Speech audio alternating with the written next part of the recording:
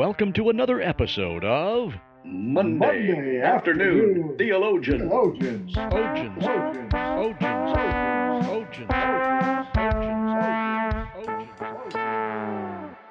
And there we are, is my good friend Rick on Season 4. Still tackling some intellectual subjects. Yes, we are. It's getting so intellectual, my brain hurts some days. Yeah, that's right. As we've talked about before, the gospel itself is very simple, but the underlying structure of how all of this stuff works, the reason that we study theology, it can get really, really complex. And I guess that's part of the process of using a finite mind to try to understand the infinite.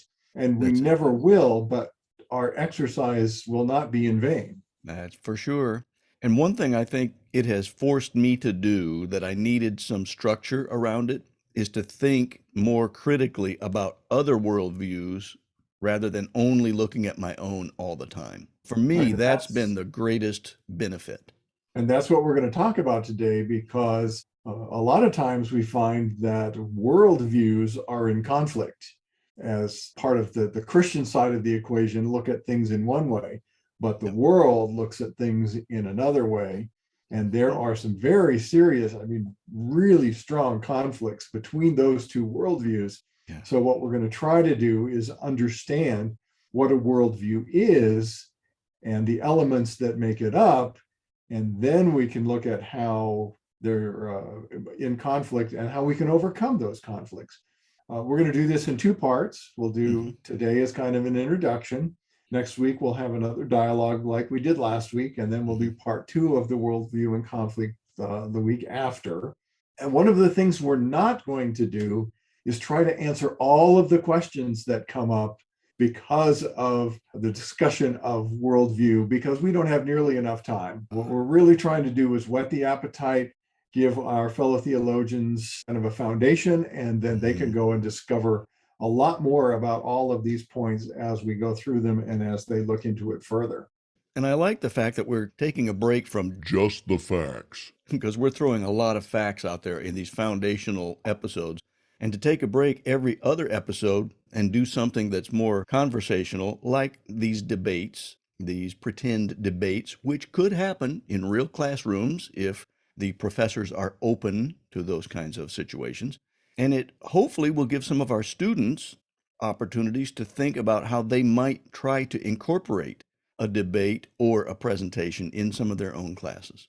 Yeah, in addition to that, for those who find themselves in discussions, there's a lot of good information in those just to kind of help point people in the right direction, maybe challenge a little bit their worldview, their understanding of who God is, who Christ is, and use that same type of information in a more low-key kind of a conversation, not necessarily a firm debate.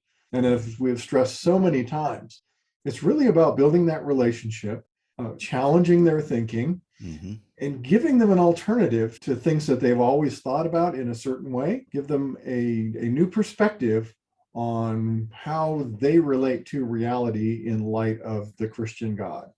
I think a good place to start, as we typically do, would be to get some definitions out onto the table. So, Rick, why don't you give us a definition of the term worldview?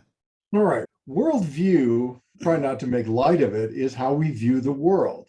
But it's how we view the world through the lens of our beliefs. And we all have a bunch of beliefs. And I'm going to throw a term out that I had never heard before until I took the apologetics course, and I'm going to shamelessly plug it.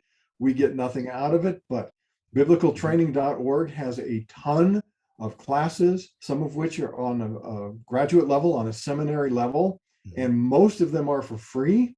And there's a huge amount of good information there. And all you have to do is register, and you can take these classes. There's a ton of stuff out there that will help you understand more fully not only the Bible, but Christianity, and in this case, our worldview, which came from the Christian apologetics class that was taught by a gentleman named Ron Nash, and I'm going to actually quote from him in just a minute. And the term that he used was noetic structure, and noetic is Noetic. It gives the impression of coming from a rational or an intellectual point of view. And there are four elements that make up the noetic structure. And the first of them is the sum total of answers that a person gives to the most important questions of life. So I'm actually going to quote from him directly from his book. The book is called Faith and Reason. And this is actually on the very first page of chapter 2, which is his first chapter of actually going into the apologetics part of it.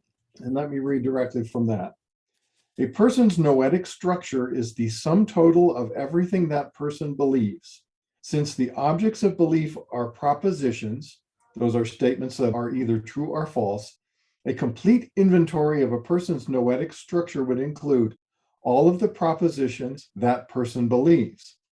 Proposition may be in part of my noetic structure, even if I am not presently thinking about it, even if it is not at this moment present in my consciousness. In fact, it should be obvious that during any given period of time, we are conscious only of a very small fraction of the propositions that make up our noetic structures. While the proposition 8 times 12 equals 96 belongs to the noetic structure of every person reading this book, most of us manage to go for a long stretch of time without actually thinking about it. So he's saying that we have a huge amount of beliefs within our noetic structure, and we don't always have conscious recollection of them. We would be overwhelmed if everything we believed was consciously going on in our mind at a given point. Mm-hmm. Now, he also makes the point in the next paragraph that some of these beliefs are really only useful in trivia games. The fact that the state of Hawaii entered the Union on a particular date is really immaterial to us most of the time. It's just something that happened in history. But if you were playing Trivia Pursuit, then perhaps that might be the answer to a question. Now, while some of them are fairly small, like the date of Hawaii coming into the Union, others can influence every significant decision that we make in life. And we'll talk a little bit more of that when we start to look at the elements of worldview. The second element of the noetic structure is that it is categorized by the way that these beliefs relate to each other. Mm-hmm. So I'm going to give a little bit of an analogy here. In my family, I have one full biological sister. Mm-hmm. I have 3 half siblings and a stepsister. Now, all of them are part of my family, but we are related in different ways. I see. One way how we can look at how our beliefs are related to each other. Some have a very concrete, reasonable, solidly held relationship. Others are kind of less tangible. Mm-hmm. So a third element of our noetic structure is how the beliefs differ in degree that one holds in certainty, firmness, and conviction. Here's another way to kind of look at that. When we look at certainty, firmness, and conviction, the basic mathematical statement 1 + 1 = 2, I hold very solidly. You're not going to be able to break that from my belief system.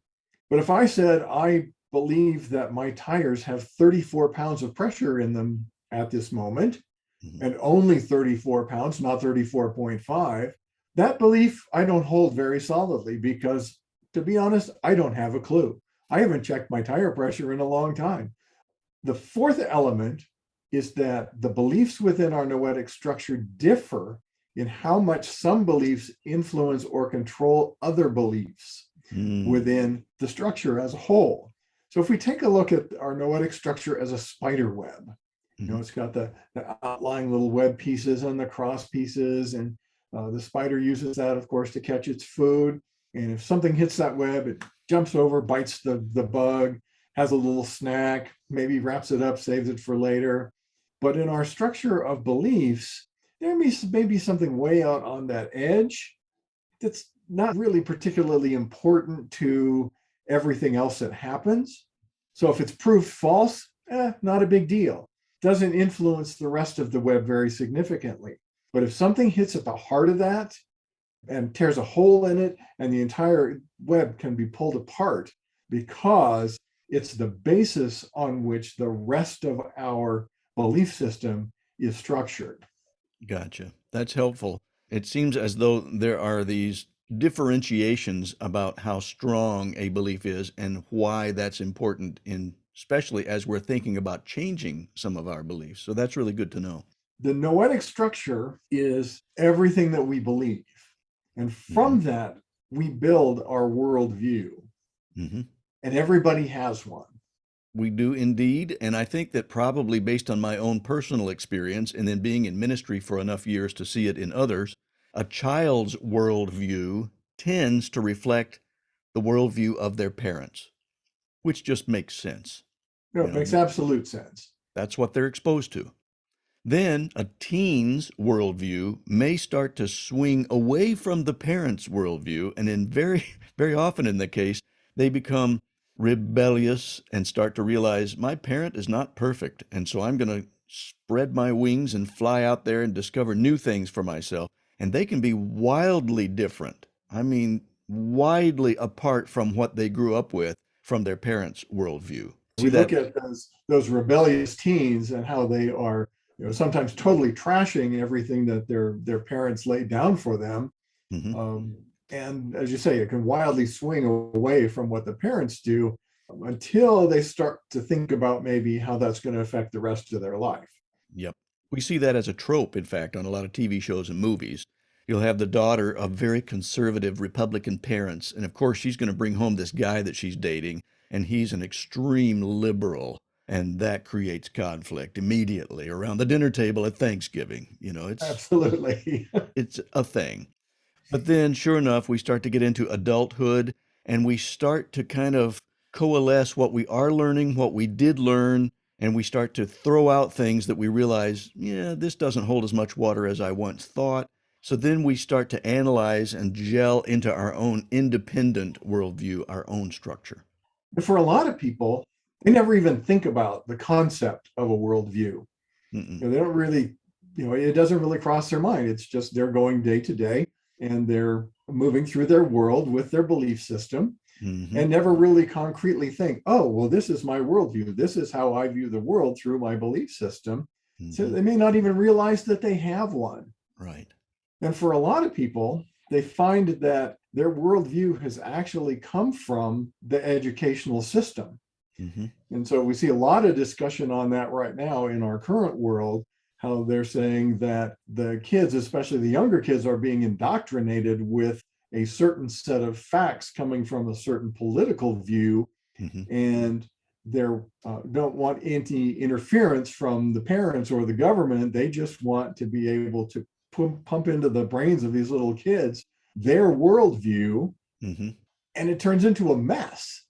For a lot of people, it's just a total chaos in their head. I mean, it's a haphazard collection of belief, and often they're filled with contradictions. That's why when somebody confronts somebody from the other political side and asks them to explain why they believe this particular thing, and they have no answer.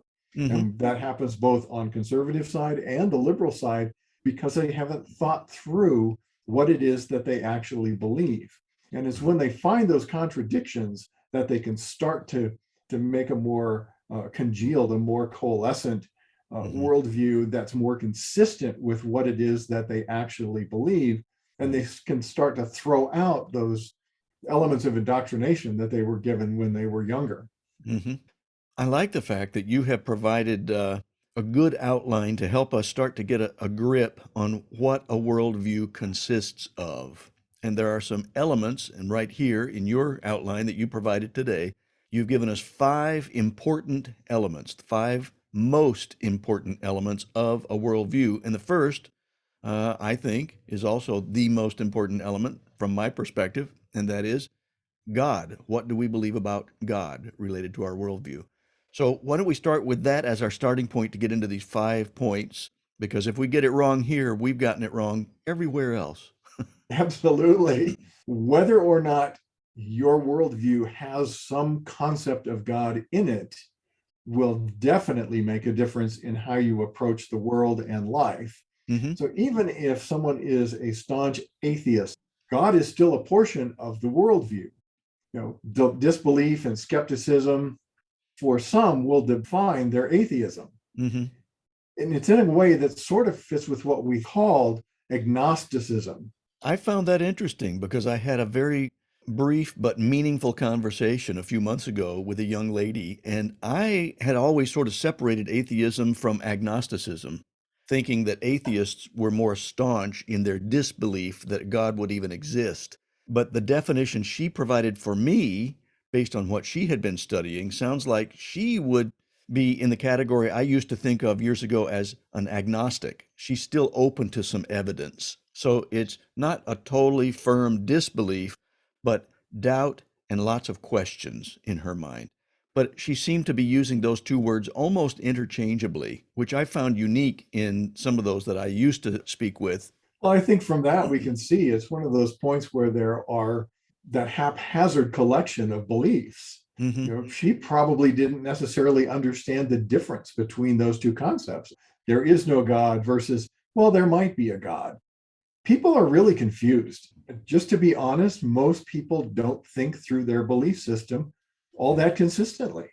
And because definitions of words morph based on current social media posts and other things, it slides off into oblivion in terms of having any real firmly held to definition, which is why I kind of really like going back to good old dictionaries and type in the word etymology and find out what the origin of a word is, because we need to make sure that we're on the same page with our definitions.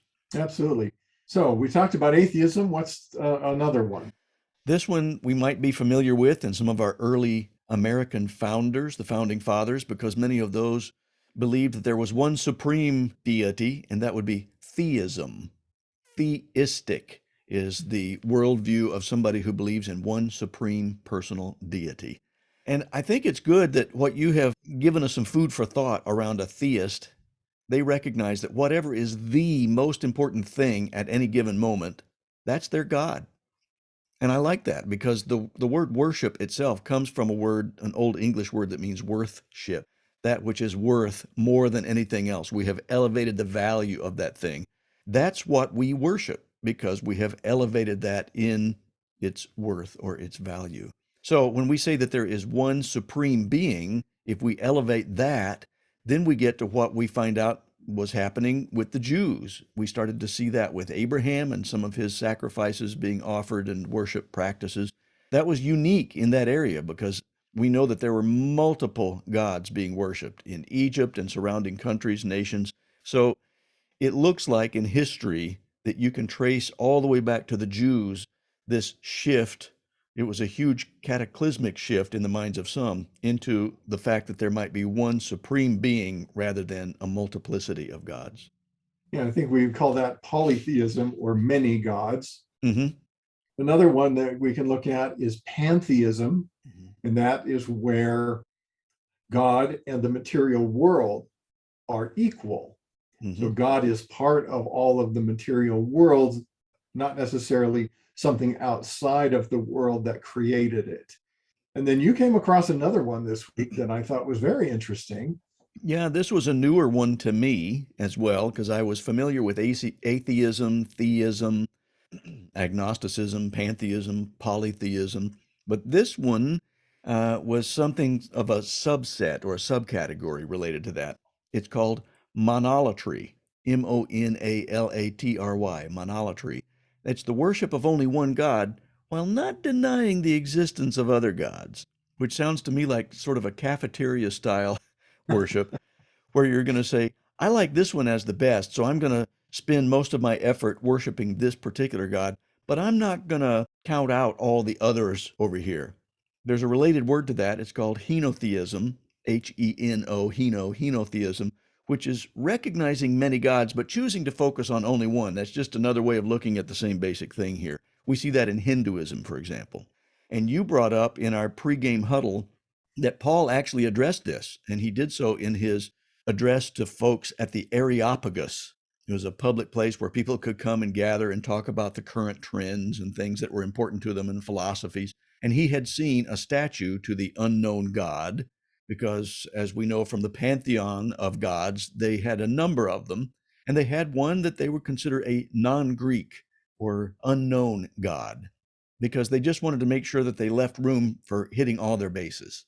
And Paul said, I noticed that you had this. You can see that in Acts chapter 17. He used that as a bridge to talk about the fact that they must have had a sense that there was something out there that they hadn't yet grasped. And he was saying, basically, I can help you find that because I know that the supreme God does exist, and he is supreme above all these other gods, because all the ones that you're talking about, they're man-made. This one existed before any of us existed, and therefore it is supreme above all other gods. God is the first most important element of our worldview. Mm-hmm. The second one is reality, or Mm-hmm. ultimate reality. So one of the things we look at, of course, we live in our little world, and yet at night we can see all these stars, we see this vast universe, and we start thinking, how old is the universe? Mm-hmm. Did it have a beginning, or has it always been? Did it happen with time? And then we have to go, what brought it into existence? That's mind-blowing, especially for a lot of scientists. Yeah. That's huge. And I watched a really good video the other day, and I saw a scientist who had been wrestling with these very questions. And we'll save that to talk about for another time. But you're right. Asking that question, what brought all of this orderly complexity into existence, is a really good question. Because as we continually wrestle with that one, as it nags us, it will lead us down some really good roads. Another thing under this whole thing about ultimate reality, in addition to the universe as a whole, would be materialism. And materialists might say that matter is all that matters. Nothing else really matters for them. It's all just what we have inside this box. And then, of course, we go into another one. What is that one? Well, we start to look from the big picture universe down to what we live in and what it's made of. Mm-hmm. But what about people? People are kind of in a different category Mm-hmm. because they have conscious thought. They can create things. They are above all of the other animals. Mm-hmm. And then we start to look at things like the mind.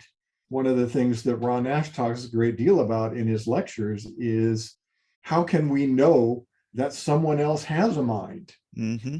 We see evidence of it because they're speaking, they're talking, they're thinking, they're relaying their thoughts in a way that's understandable. Mm-hmm. But there's no solid proof of what that is and how it exists. What about the soul? What about the spirit? Are we more than just the material, the matter of our bodies? Mm-hmm. Very good. Yes, some of those nebulous things that are not matter. So those are just some of the things that we look at in our concept of reality. So we have God, we have reality, and then we have knowledge as our third important element of our worldview. So chat a little bit about that. Sure. We might start to investigate with some good questions around, what are we experiencing right now? Does this have to do with our senses or with our intellect? Are we feeling or are we thinking? Do the five senses that we have physiologically affect what we're thinking and why we think those things? These are good questions to ask about. Where does knowledge come from? How do we capture it? Which is most important in terms of how we achieve knowledge or how we assimilate things around us to determine if they're important enough, through our senses or through our intellect. Another thing that might be good for us to ask in talking about knowledge is truth relative? And I think you were going to say, we just talked about that in a recent episode. We did quite a bit, and that's one of the main pillars of philosophy. So we never get away from it when we're working with our theology and our apologetics. Right. Absolutely. Are there objective truths that apply to everybody, like 1 + 1 = 2? Or are all truths relative, so that you can say, well, I've got my truth and I'm glad you've got your truth, but they may be wildly different depending on what we have defined as knowledge and where we gain that knowledge? Yeah, we've already seen how those philosophical elements are working through our worldview: reality or ontology, knowledge, epistemology, and here we are in axiology when we look at ethics as our fourth element of a worldview. And that talks about what is right and what is wrong. And then we look at the subset of that is, are right and wrong relative, or are they concrete?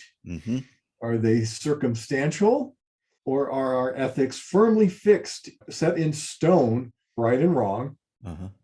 Or do we have some fudge room? We say, well, this is okay now, or this is okay for me, but not for anybody else. Right.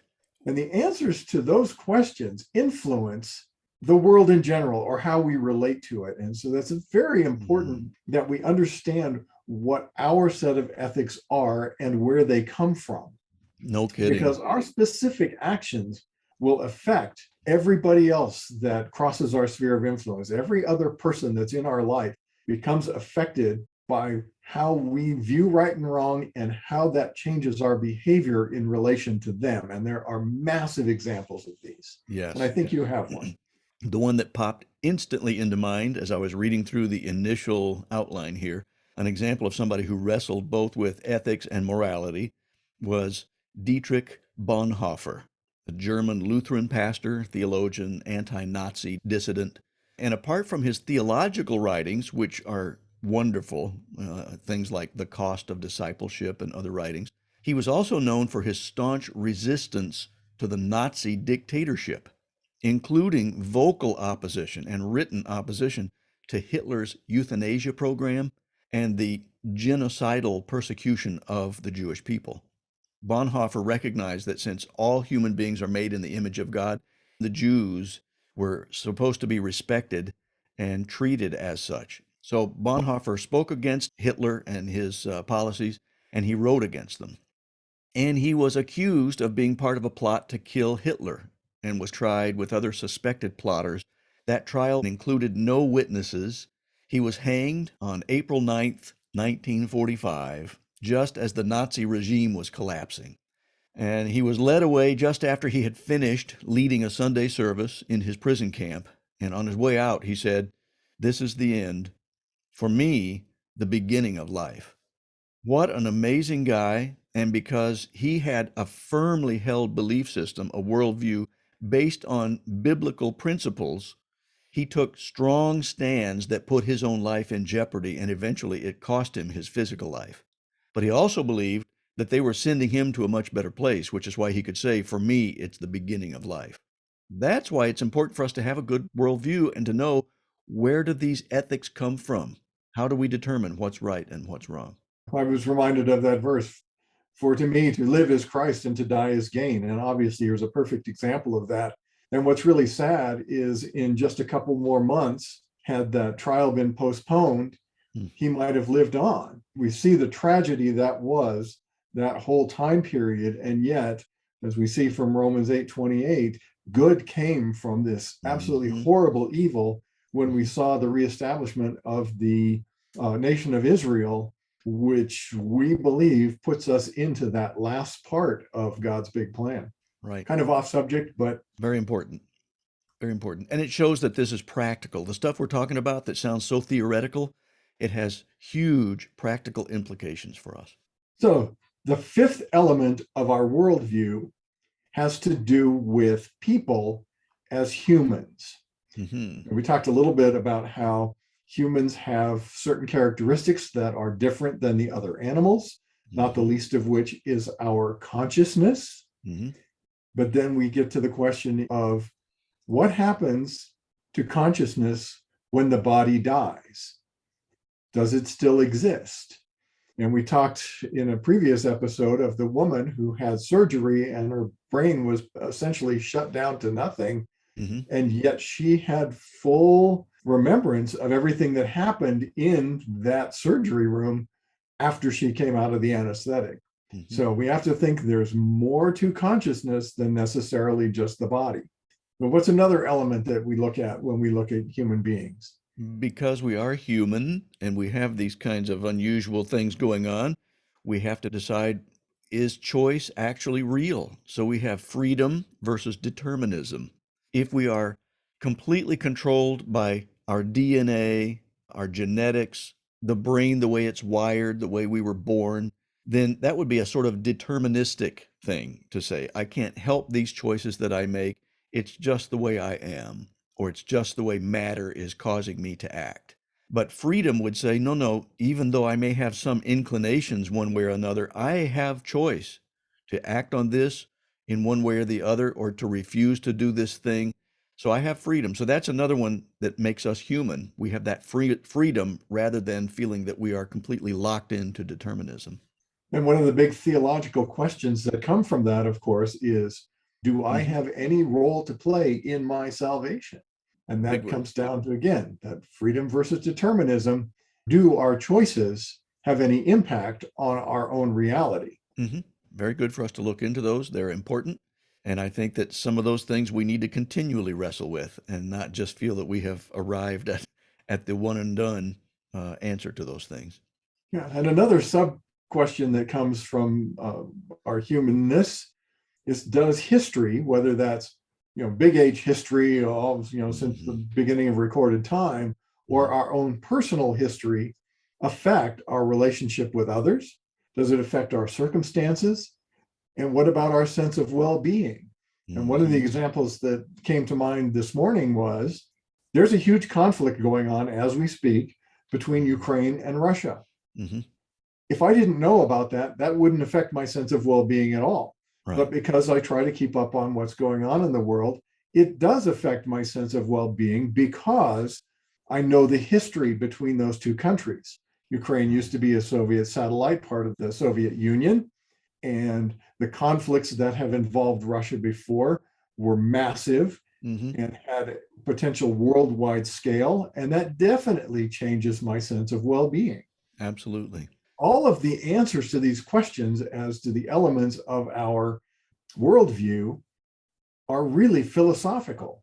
And so it requires some expertise. So we need to know at least a bit about the elements of philosophy and how they relate to us as persons, to our concept of reality, to our concept of God. And these are not questions that are answered lightly. No, they are not. And I think we can sort of use some analogies to help us understand why the functions of a worldview are important to us. They're like a good prescription. I have to wear this specific prescription of eyeglass because the focal length is just right for me to look at my computer, or else I would be cross-eyed and I'd have a headache. It provides clarity. A good prescription looking through the right lens can help us clarify things very well. The meaning of life requires the right prescription as well, the right worldview. My wife, a few months ago, went in for a prescription change, and they got something really wrong because the next day she got up and tried to drive all the way out to another county for a meeting that she had. And she said things were fuzzy and her head hurt and she got nauseous and it was horrible. She had a terrible day. She came home and felt sick. And she went back to that same optometrist and said, something is definitely wrong here. So they started looking into it. They're saying, well, you just need a day or two to get used to that. And she goes, no, this is definitely wrong. Something is wrong with this prescription. They didn't want to admit that, but they started doing some research back into it and they go, oh, I think we found the problem. Something is wrong with the prescription. No kidding. So, yeah, they finally got it right, and it was so much easier for her to focus again. But the wrong worldview obscures our reality, and it can lead us to some definitely incorrect meaning of certain things. And so it really affects us in a big way. It can affect our actions concerning success or money or how important those things are. It can affect how we treat other people. For example, if all people are God's children, like Bonhoeffer thought, and worthy of respect, versus all people are meaningless cogs to do with what we feel we may need to do at any given time. And so we might treat them just as means to an end or the pleasure of a government. So the government might treat them that way. These things are important to us. Looking through the right lens really has huge ramifications about how we're going to be dealing with other people around us. And another analogy we use for the function of a worldview, it's like a map. We need a map to guide us through life on a day-to-day basis, especially when we're lost. You ever been lost? Oh. No, I have. There was a time we went up from where we live in south central Colorado up to Telluride, which is a beautiful little town. And we were coming out, we were going to go home, and I missed a turn. And I ended up about 100 miles in the wrong direction. It was a beautiful drive, and it's really cool canyon that we drove through. But as long as I kept going, I kept thinking, this just doesn't feel right. And so we stopped in a little town, Went to the visitor center, and I said, not sure I'm in the right place. She said, where are you trying to get to? And then she went, oh no, you, you went way wrong. I said, do you have a map? And she said, sure, just sign our guest book and you can have it. And once I had that map, I was on my way, a clear path home. And it was another beautiful drive, but it was about 4 hours later than I expected. Wow. Yeah, that can make a big difference. And when you look at some people who glibly say, oh, all roads lead to heaven, I'm tempted to quote that guy that was with me when we got lost going to California. And he said, I don't think roads work that way. And I think another good analogy, too, in addition to the right prescription through which we look at a worldview, and also a map, having the right map so that it's giving us the right guide. Another good analogy would be a picture puzzle. Life functions as a photo, but without the picture on the box. So we have to kind of create the picture as we go. And I remember seeing this good illustration about somebody who was trying to figure out the world, and it was difficult to figure it out. And then the kid figured out that if you turned that over, there was another puzzle on the opposite side, and it was a picture of Jesus' face. And as long as he was looking at the face of Jesus, he got the rest of the world right. And I think that's a good analogy. So yes, we need to learn how to put this picture together in life, but we got to be looking at the right picture to make sure that we're getting the pieces put together the right way. Yeah, and unfortunately, we don't necessarily have that picture to go by. We're putting the pieces together a little at a time, but as we do, it becomes more clear. Yeah. And then our map starts to develop, and we look at it with the right prescription.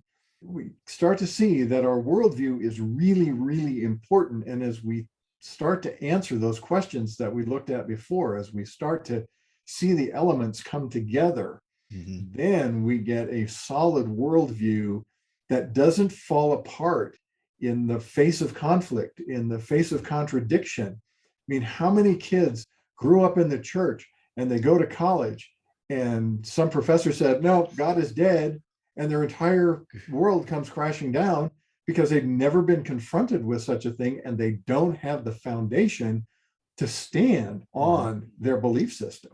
Exactly. It's vital. So the things that we're looking at, even though when we're looking at these fundamental definitions and categories, it can feel a little daunting to get through a lot of them, honestly. And yet it's good because we're building that foundation to understand how we're going to be starting to look at a worldview and why worldviews do collide so much. So it is very possible that our fellow theologians may not have confronted some of these questions before. And it might be a good idea to ask for God's help as they start to look into this a little more fully. And it's possible that somebody has started to assess their worldview and they understand that their concept of God includes a savior and that they need to appropriate that savior into their life. So we might take just a minute and pray for those two groups. I like that idea, and I would be happy to guide us through a prayer like that. I will begin with the category of folks who may be willing to start taking that step of faith for the first time, and then I'll jump to that next level of folks that have been walking with Christ for a while, but we really need some prayer as we work our way through getting to know more about worldview and why we believe what we believe so that we can engage the world around us in a positive way. Let's pray. Father, I do pray for that one person who might just be ready to take that first step. And I pray that they will recognize that there may not be whistles and bells and lightning strikes, and it may not be a cataclysmic event in their minds, or it may be, I don't know. But very often it's just almost an imperceptible change of attitude that starts to happen in us.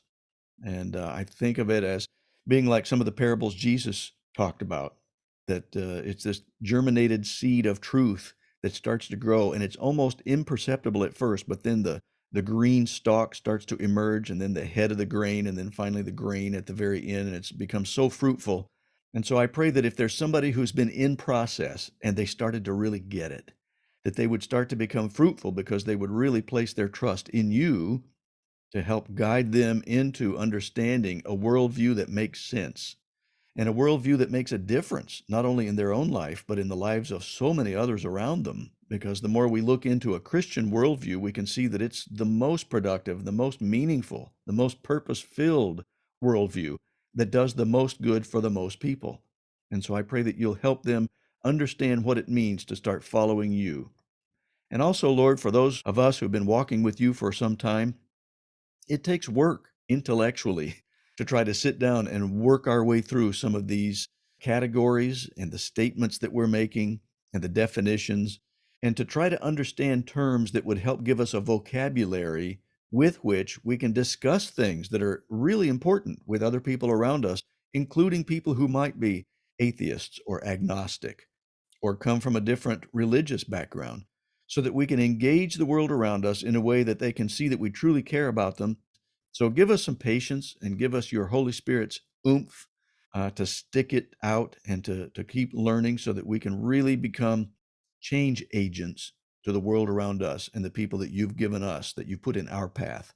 And I thank you for doing that. In Jesus' name, amen. Amen. I'm looking forward to next week and that episode because we're kind of balancing this really heavy stuff on the theory side with some practicum. So next week is another practicum episode, and we're going to be doing another staged debate. This time it's going to be between two students rather than a student and a professor, talking about the difference between a creationist's view as opposed to an evolutionist's view. So it has to stay kind of on the surface because they can't get into too much theology because it's in a science setting. Those are the rules of the game as established by the teacher. But I'm looking forward to it because I think it's going to show you what can be done even in real classrooms if the teacher allows it, so that you can really start to wrestle with good ideas, because a good teacher is going to want students to learn to think for him or herself rather than just having indoctrination. So this is going to provide some fodder for that, and it's going to be a lot more fun for you to keep thinking about how can I engage somebody else by doing a debate style of presentation. Well, and there's another way that you can start a discussion, and I'm going to do a shameless plug because we have created a series of merchandise that you can access through our website, MondayAfternoonTheologians.podia.com. There's a little link that says evangelical merch. And I was reminded this morning of something that we used to sing in college. We used to sing the song, "They will know we are Christians by our merch." I don't think that was specifically the lyric. That may not be, but if you're wearing a shirt that has a particular Bible verse that means a lot to you, it just might start a discussion with somebody within your sphere of influence. And we're always asking you to make a list of those people, pray for them on a daily basis, because you never know who's going to be that last one before things really start to fall in place as far as the end times go. And just so you'll know, folks, we are not making it rich off of this stuff either. Rick mentioned that somebody had bought a sticker so they could put it on maybe a notebook or something, and it has a scripture passage on it. That's great. I love that. And I think that we got all of, what was it, 29 cents? 29 cents, yeah. So it doesn't go too far in helping us to pay for things like the website and so forth. But that's okay. It's not about that. We're happy to take care of those expenses. We're going to keep doing what we're doing. And one of the ways that you can also be involved is you can either email us at MondayAfternoonTheologians@gmail.com, or you can comment on the YouTube page. And the most cogent question that comes, or the most interesting comment that comes, we're going to get back with that particular person and give them a code that they can get the Spiritual Superheroes book that is also available on our website. Yay. And for free. And they'll be able to get that for free. Yeah. Yeah. Very cool. Excellent. I appreciate that. I just wanted to say that because some people might think, oh, they're going to go into the whole merch thing. They're pushing the merch because they're just trying to make money off of that. No, we're not. We're really not. We really want the gospel to be gotten out to people around the globe, to as many people as will hear it and can respond to it. And so anything that we get for that, we're pouring right back into just helping support the website and to keep propagating more ministry. Absolutely. When we put the word out there, we're speaking Jesus to the world. Yeah. That's the most important thing that we can do. And this is a subtle way. And like I said, it may spark a conversation. If not, it may just be they'll start thinking about what that verse means to them and their walk with God, or it may challenge their worldview. Very good. Thanks for hanging in there. Fellow theologians, this is some heavy stuff, but if you've made it this far, good on you. You've done well to hang in, and next one is going to be a fun one again, and we hope that you're going to tune in next time for another episode of Monday Afternoon Theologians.